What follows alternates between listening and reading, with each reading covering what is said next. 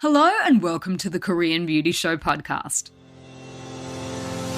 I'm your host, Lauren Lee, K-beauty expert, founder of Style Story, where you can shop, learn and explore the world of Korean skincare, and of course your guide to what is going on in the world of Korean beauty, skincare and makeup in 2023.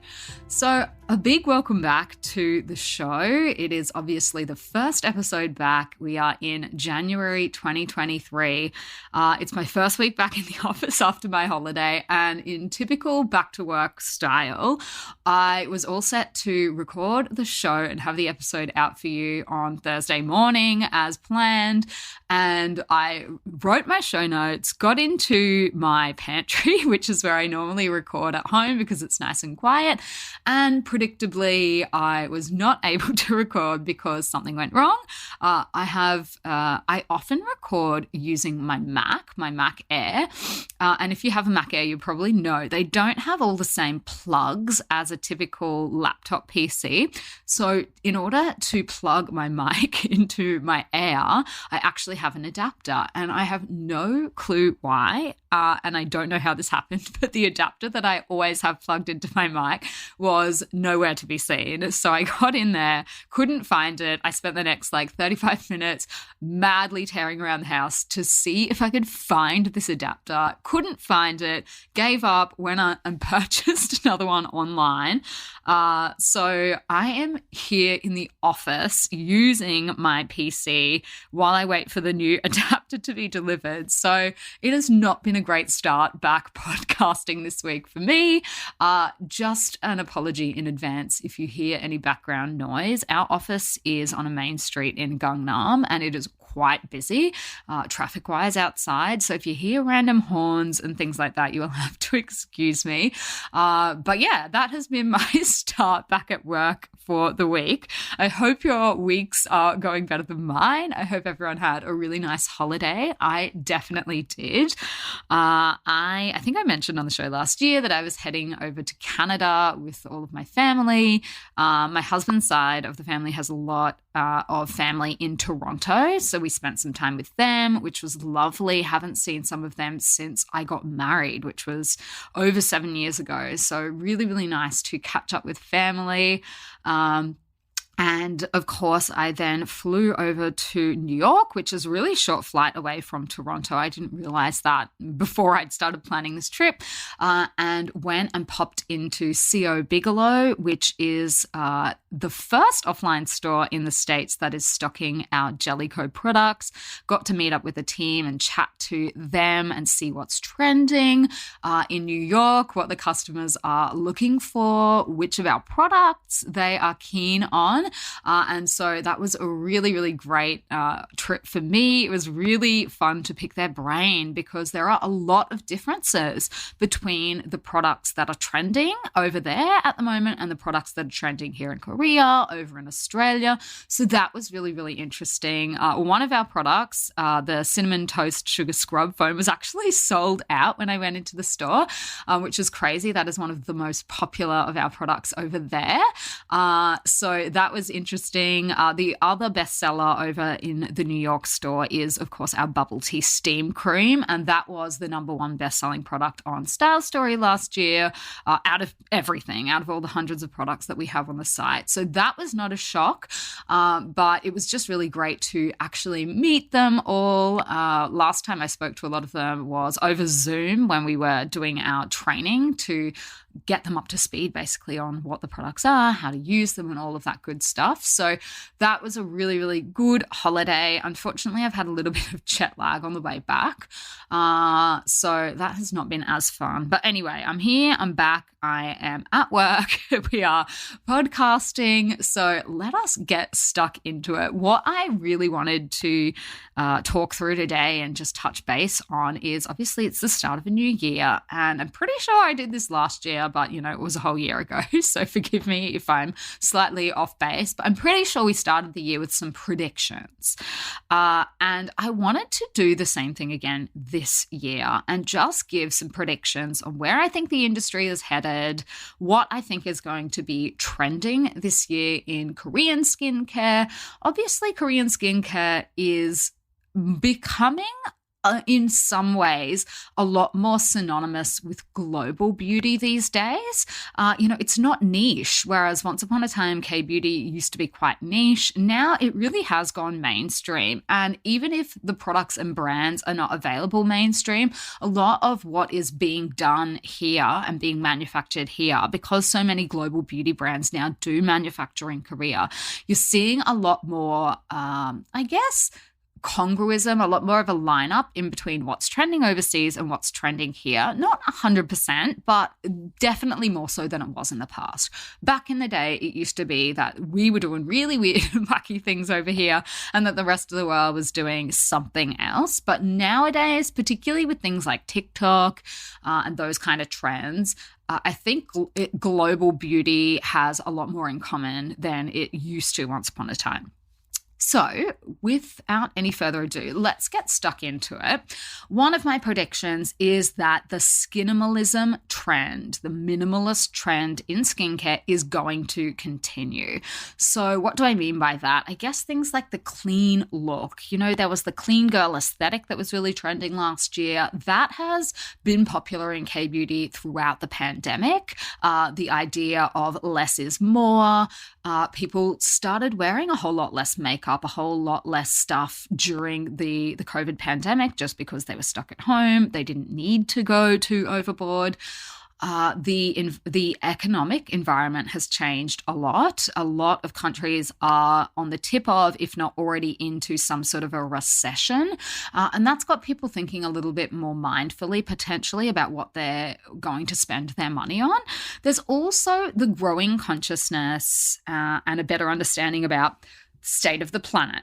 So I think Skinimalism and sustainability are really tied in some ways. The moves towards refillable packaging or things that we can do to help minimize waste, I think that's tied up in this trend for less is more, the clean girl aesthetic. Now, look, I'm not 100% sure that a lot of these aesthetics necessarily result in people using a whole lot less product.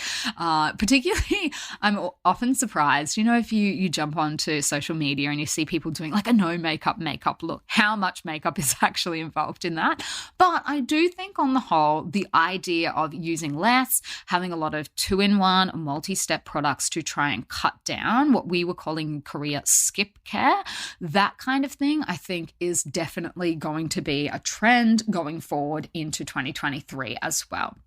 Now, the other thing that I think is going to be trending this year is glowy skin, like a hyper glow. I'm seeing it a lot, particularly with highlighters and things like that, the really strategic placement of your makeup. Now, this is not an entirely new trend because I'm even thinking back over the last 10 years or so, and we've had so many, there was a push away from contouring for a while that led into a lot of that. But this is back, the dewy, watery effects with high wattage highlighters and lots of shimmer, holographic shimmer and things like that. I think we are going to see more of that this year as well in global beauty, but also I think K-beauty is leaning into that a little bit more. We've always loved a sparkly shadow in Korean beauty, definitely more so than like the really matte looks and more so than like a really dark smoky eye.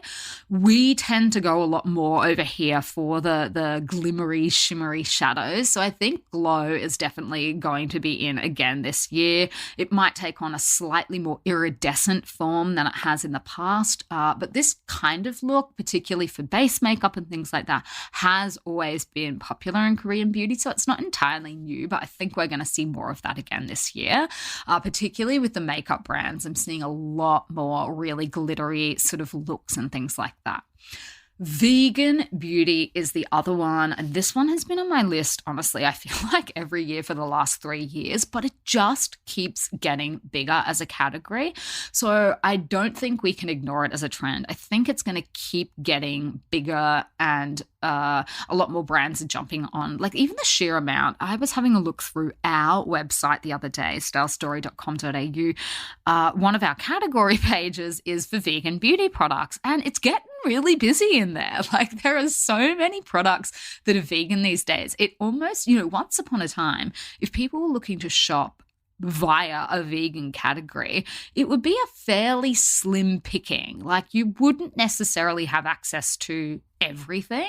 But nowadays, I feel like it's probably not even that useful to shop by vegan category if you're really trying to narrow it down, just because there's so many products in there. It seems to be the way that, like, a lot of the bigger Korean beauty brands, if they can afford to do it and, use only vegan ingredients for a lot of their products, they're just doing it and getting the certifications for it.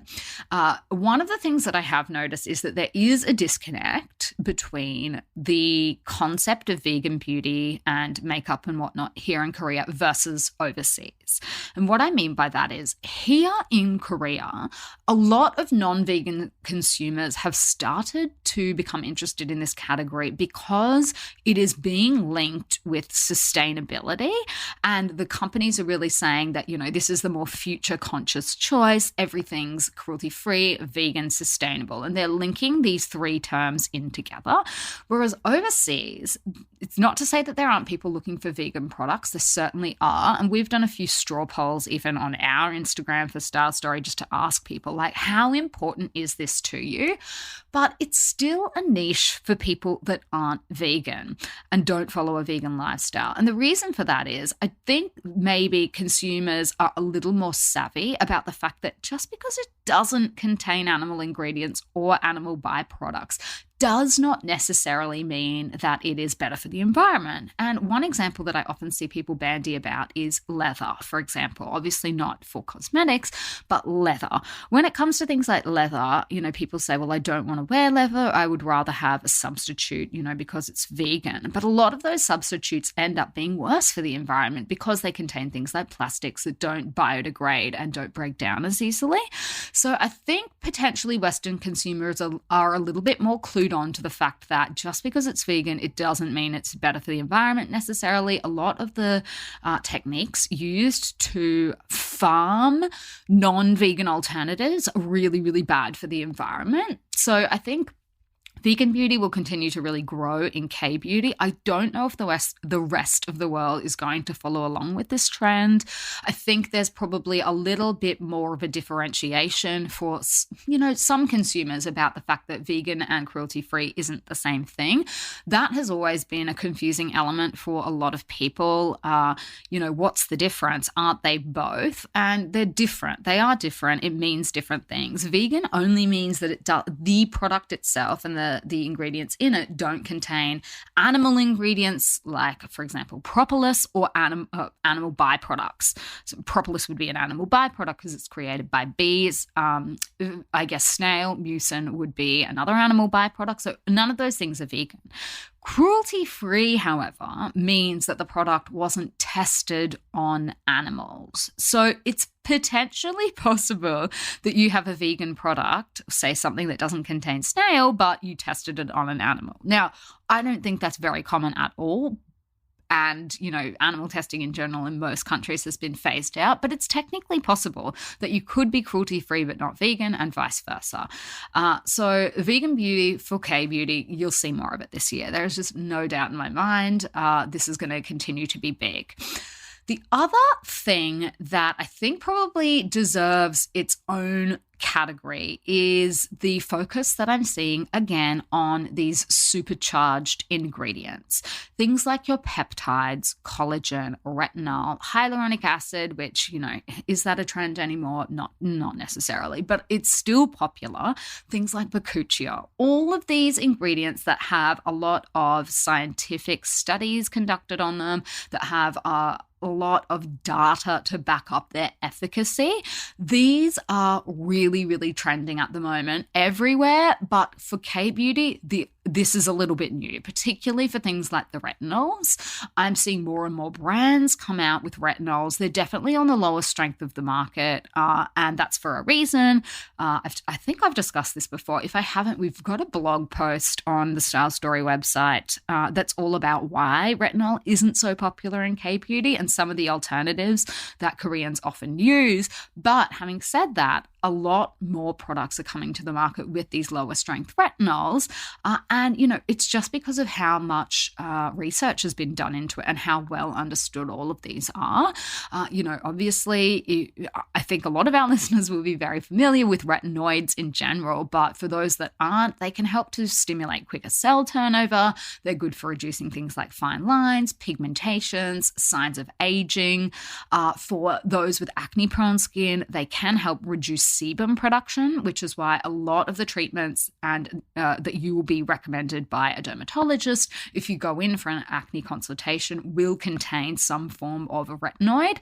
That's why they reduce sebum production and unclog your pores. Now, there are a lot of downsides with using retinols. Not everyone feels comfortable using them in their routine on a regular basis just because of the dryness, flakiness, negative side effects, itchiness, skin sensitivity, UV sensitivity, particularly for people that live in hot climates like Australia, where you spend a lot of time in the sun. Sometimes it's better off to just skip your retinols throughout the summer period because of the increased UV sensitivity that can go along with it. They're obviously also not suitable for people who are pregnant or breastfeeding.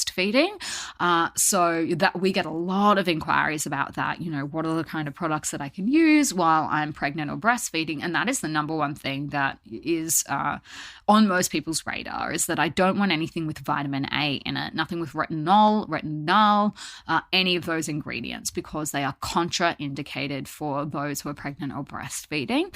But this is really, really popular in so many countries. I was speaking at the end of last year about what's trending in Germany at the moment, and retinol is up there. It's up there pretty much everywhere in the world, and Korea has really caught on to that. Bakuchiol is the other one, sometimes touted as a natural alternative to retinol. I think that was just clever marketing by the clean beauty movement, really. But it does have a lot of similar impacts and effects on the skin. It's got anti-inflammatory properties. It can help with treatment of things like wrinkles and hyperpigmentation as well. And it's generally considered to be better for people with sensitive skin. But obviously, everyone's skin very different. I would recommend for sure patch testing things like this. But all of those, we are going to see more of them. I'm seeing more products come to the market with things like collagen and peptides in them all the time as well. So that is going to keep trending this year, I'm sure of it. Now, the other big one, and this one has been on the horizon, on the forefront of what we're talking about over in Korea for the past 2 years at least, because of the pandemic, and that is barrier repair and microbiome ingredients and products. So these two, I think, are very much linked together. So the skin barrier, your skin's barrier, is responsible for blocking the external stimuli. So things that your skin is, comes into contact with throughout the day. So things like UV rays, pollutants, bacteria. It's also really important to enable you to properly retain hydration, moisture, nutrients in the skin. So basically, if there's any issues with your skin barrier or it has been compromised, then you will be opening yourself up into a whole lot of different problems, inflammation, sensitivity, even skin conditions and things like rosacea as well. I've had so many problems with my skin's barrier because of the mask wearing in Korea. I can well and truly say that my barrier at the moment is just a little bit cooked. I'm having flare-ups all the time from a whole variety of things that never used to ever cause problems for me. So I'm having to be particularly careful about this, but so are a lot of other people. I was saying to someone at the end of last year, like, I just don't think I've ever seen more Koreans with more skin problems than I have at the moment. It used to be the case that, you know, everyone you would see on the subways and outside and things like that, the vast majority of people just had really good skin. People spend a lot of time and effort on their skin, and most people have quite nice skin. These days, it is so common to see people with full-on acne, pimples, blemishes, just a lot of redness and irritation. My little girl has had a serious case of eczema basically around her mouth because they're wearing masks at school as well. And it's ruinous for the skin. It's no good for your skin, but, there's nothing to be done about it.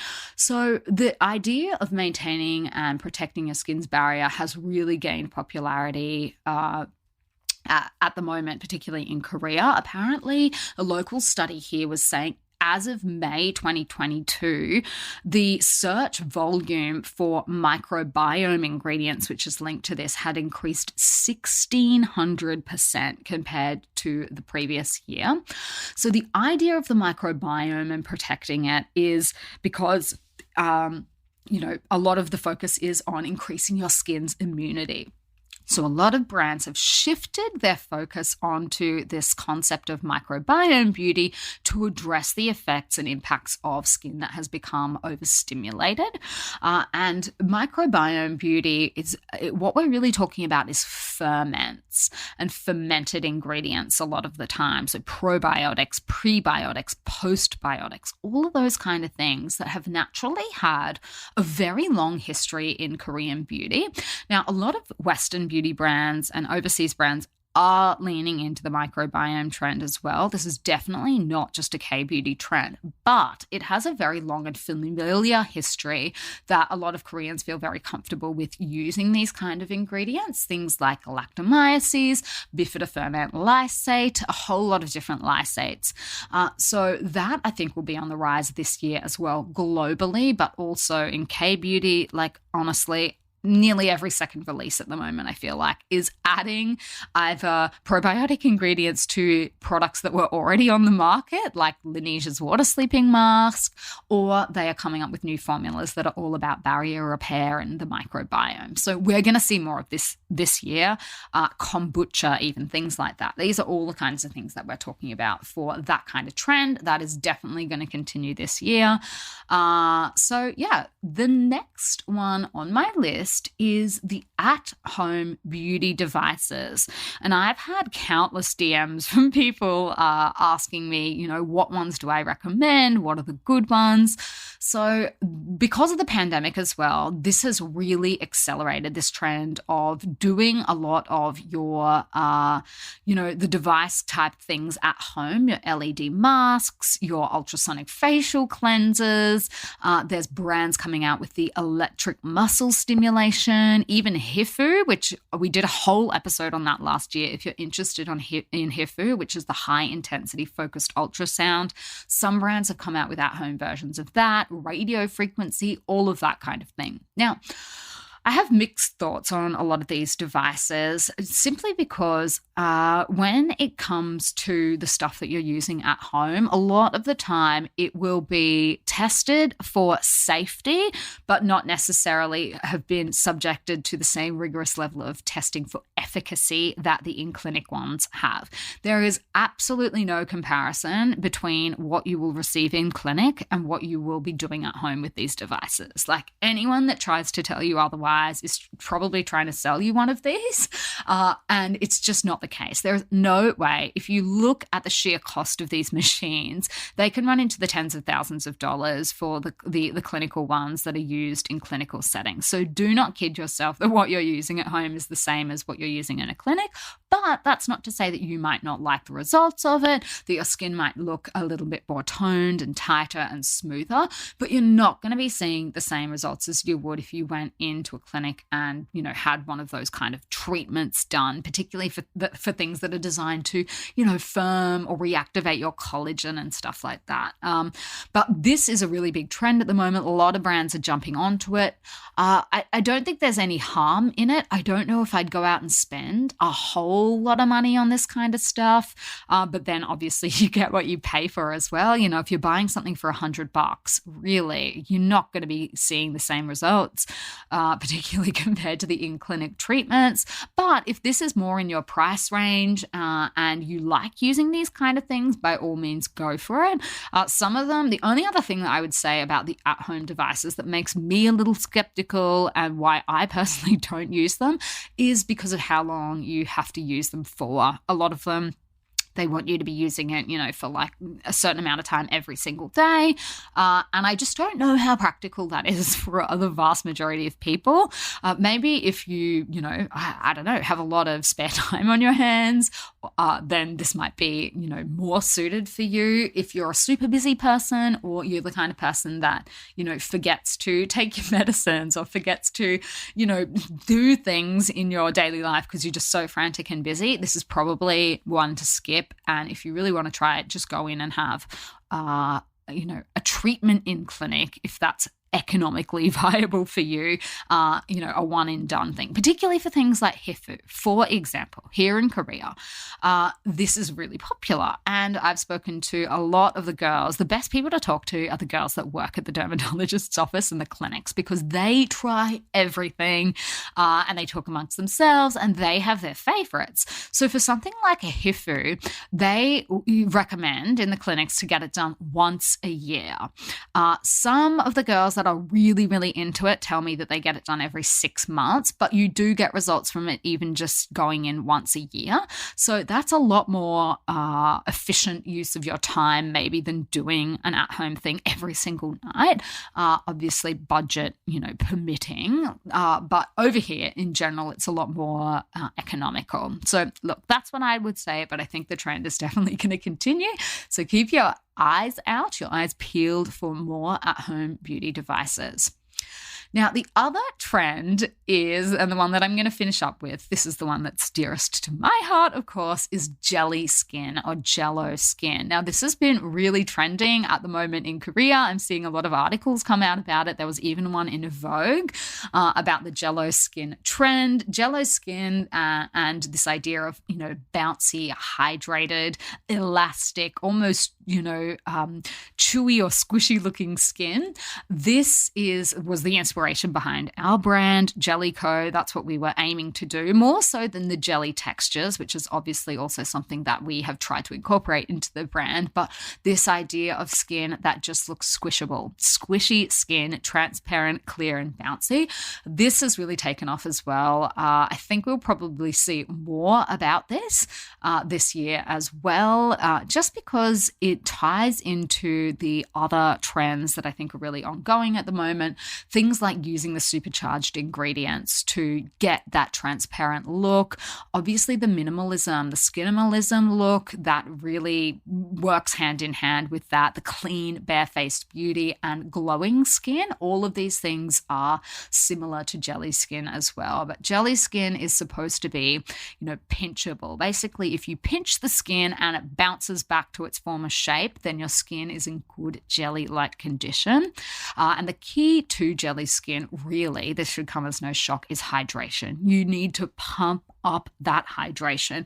You need to be hydrating at every step of your routine, basically, and just getting in there with lots of light layers to really help your skin soak in everything and hydrate itself from multiple layers. It's not enough to just be hydrated on the outside. You won't get that really squishy look to the skin, that kind of texture to it. It needs to be hydrated from the deeper layers of the skin as well. So those are my key predictions for what we're going to be seeing more of in Korean skincare generally. I think a lot of these will be trending as well in global beauty, maybe not to the same extent necessarily, but a lot more crossover between what's going on in Korea and what is going on globally at the moment, I think. Some of them have a maybe slightly more local appeal, particularly around the things like the microbiome. I think that might be a much easier sell in Korea. I think it probably needs a little bit more explanation. The whole idea of fermentation and all that sort of thing overseas is maybe not as well understood, potentially. Obviously we eat a lot of fermented foods in Korea as well, things like kimchi. So they are the main trends that I'm expecting that we will see more of. I'll just run through them again one more time. So Skinimalism, the clean look, I think we'll see more of that. Sustainability, more of a focus on this as well. I think it will really differ from brand to brand in terms of what we can expect brands to do, but I know for us personally at Jellico, this is something that we are actively actively looking into. I'm hoping to have some updates on that with the release of our new product, which is almost ready. It's passed all its testing. We are working actually on the sustainability piece at the moment is the hold up. So I think a lot of brands are focusing on this as well. Hyper glow, glowing skin, more of that. All of the dewy, watery, shimmery glow we will see more of. Vegan beauty, definitely in K-beauty. Expect to see more vegan beauty. Our supercharged ingredients, things like your retinols, your bakuchiols, your collagen, your peptides, we will definitely see more of them. I'm already seeing them in the new releases that have been announced for the new year as well. Barrier repair and microbiome, for sure, we are going to see more of this as well. The at-home beauty devices, I'm already seeing plenty more of on socials. I'm getting asked a lot more questions about them, so I know that we're going to be seeing more of that because more brands are making them at the moment. And then last but not least, jelly skin or jello skin. I think we're going to be seeing more people trying to nail this trend as well. So I welcome back to the show. If this is your first time listening to the show, then welcome. Obviously, we're super excited to have you along for the year. I have lots of things planned for us this year, lots of content, I guess, that I am hoping to share with you guys. Now, in terms of our schedule, last year we were doing the Tuesday and Thursday. I'm just going to have to see how we go with that. My schedule is getting busier just because of the amount of work that we've got going on at the moment. So I'm going to have to just play that one a little bit by ear. And I'll keep you updated in terms of how possible that's going to be for me, but just to sort of keep you in the loop, I'm going to definitely aim for one a week. If we can do the 2 a week, then good, but I've got a lot of trips as well coming up this year, so that will probably throw the schedule off and it might be easier to just release the 1 a week. But look, let's start with the intention of trying to do 2 a week and let's see how we go. I think we'll probably end up dropping down to 1 a week for parts of the year. That's just going to be unavoidable. But that is my plan for the year. If you haven't already, come and join me over on Instagram. That's another thing. That's one of my resolutions for the year. I'm going to try and do more content on the Instagram, try and get some more videos up and things like that, talking around, different topics and whatnot. That is one of my resolutions. So if you haven't already, I'm over at lauren.kbeauty and hopefully have a few little different things, in addition to stuff that we're talking about on the show, but more, I guess, short, snappy things rather than the long episodes. So if that sounds like something that you would like to see more of, come and join me over on the gram. Other than that, I will be back in your ears next week. And until then, I will see you on Style Story.